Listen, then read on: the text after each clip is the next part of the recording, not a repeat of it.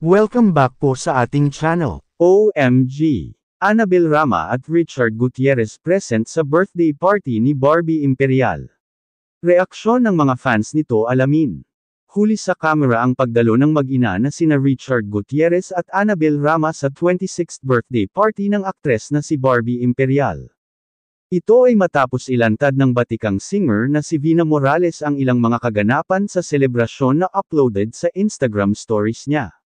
Sa isang video, makikitang nakatayo sa stage si Barbie para mag-speech, habang si Richard naman ay makikitang nakaupo sa bandang harapan ni Vina.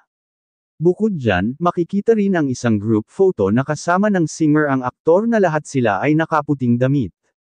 May IG story rin na nahadjap sa video na tila magkatabi sa upuan sina Barbie at Richard habang nagpe-perform sa entablado ang batikang singer na si Joey G at kinakanta ang "Don't Know What to Say, Don't Know What to Do".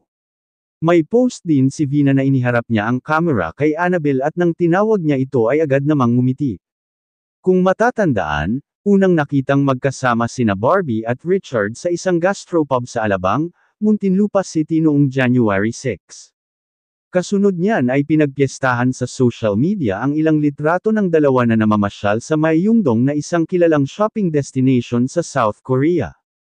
At recently lamang ay nag-viral ang picture ni Barbie na present sa burol ng yumaong sister-in-law ni Richard na si Alexa Gutierrez na namatay dahil sa leukemia. Noong Mayo, kinumpirma ng showbiz insider na si OG Diaz na, exclusively dating, ang dalawa, base sa kanyang mapagkakatiwalaang source. So, ang tanong ko sa aming source, aamin na kaya sina Richard at Barbie na sila na? Sabi ng aming source, in due time. Yan ang aabangan natin, ha? Say ng talent manager and vlogger. Kung matatandaan, ang dating misis ni Richard na si Sara Lebotti ang nagkumpirma na hiwalay na sila ng dating mister matapos aminin sa entertainment reporter na si MJ Felipe na siya ay kasalukuyang single. Nang tanungin naman siya tungkol sa pagkakalink ni Richard kay Barbie sa isang press con, ang sagot lamang niya ay, no reaction. Samantala hanggang ngayon naman ay tikom ang bibig ng dalawa tungkol sa mga kumalat na litrato sa social media na kung saan pinag-uusapan ngayon ng mga netizens at maging mga fans nito.